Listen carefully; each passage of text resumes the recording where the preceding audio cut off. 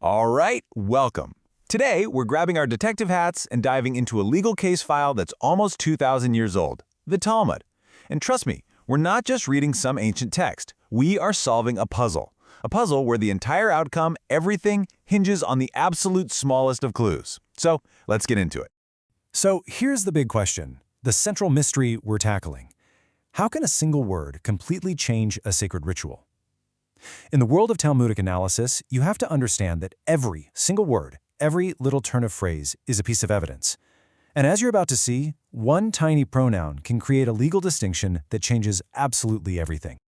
You know, every good investigation has to start by just laying out the facts of the case. So let's open up our file and take a look at the basic rule that kicks this whole detective story off. Okay, first, a little background. We are talking about something called a meal offering, or mincha in Hebrew. Now, just think of this as a really foundational part of worship in the ancient temple in Jerusalem.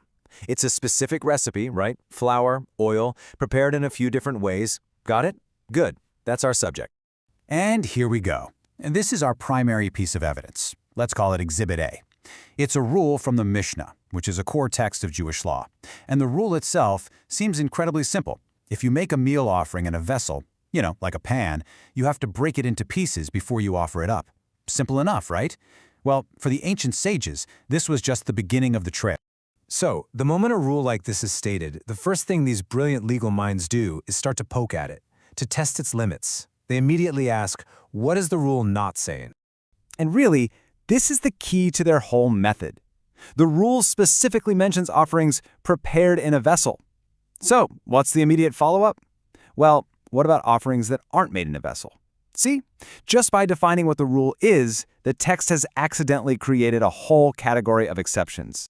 And they pretty quickly identify two prime suspects for this exclusion list. The 2 loaves that were offered on the holiday of Shavuot, and the famous shewbread, which was placed in the sanctuary.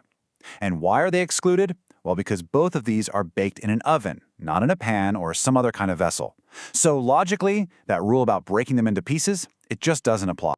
Now, having a good theory is one thing, but in this system, you need proof. You need hard, textual proof from the ultimate source, the Torah itself.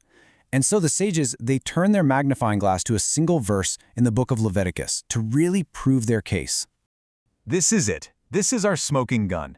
This one verse describes the pan-fried meal offering, and hidden right there in its simple phrasing are all the clues the sages need to solve not just one but 2 different legal puzzles. The very first clue they latch onto is a tiny 2-letter word that, let's be honest, most of us would just read right past. It. The verse doesn't say break them, it doesn't say break meal offerings, it says break it. And that specificity, that one little word, is everything. By saying it, the verse is limiting the command to this specific type of offering, the pan offering. So their deduction is, other types, like the oven-baked 2 loaves and the shewbread, are therefore excluded. Case closed. Well, on that point at least. But remember that verse, it had another part. And just as they solved the puzzle of breaking the offering, a brand new puzzle immediately pops up, this time about pouring oil. So, the whole investigation pivots. The verse says to pour oil upon it. The sages apply the exact same logic. Okay, does this rule apply to all meal offerings, or are there exceptions here too? So they look right back at the verse, and they find their next clue, the phrase upon it. Just like before, the text is being incredibly specific. Pour oil upon it. But upon what exactly?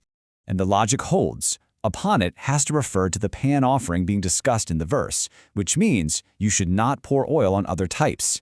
And they use this to exclude the entire category of oven-baked meal offerings from needing to have oil poured on them. And here's where the case gets really, really tricky. Because the oven-baked meal offering isn't just one thing. It's a category, and it actually contains 2 different types. So the question becomes, does this exclusion apply to both of them or just one? The textual evidence we have so far is kind of ambiguous. So on one side, you've got your oven-baked loaves. On the other, you have oven-baked wafers. The phrase upon it seems to exclude the whole category. Sure, but it's a singular phrase. How can one singular clue exclude 2 different items? This is the final puzzle they need to solve.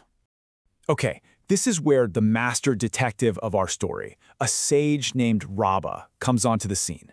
He spots something that everyone else has totally missed, and he brings the entire investigation to a frankly brilliant conclusion. Get ready for this. This is Rabbah's aha moment. He realizes the verse doesn't just have one excluding phrase, upon it. It actually has a second one, right at the very end. It is a meal offering. Now, why on earth would the text need two different phrases to make the same point? In this system, there are no wasted words. This isn't a mistake. It's the final clue. So here's his logic, step by step. 1. The verse has two exclusions, upon it and it is. 2. That repetition has to be there for a reason. Why use two phrases when one would have worked? 3.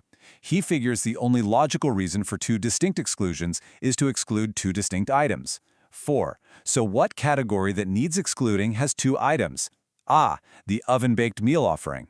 And 5, what are those two items? It's loaves and it's wafers, one exclusion for each. I mean, it is an incredibly elegant solution. And with that, the case is closed. The mystery is solved.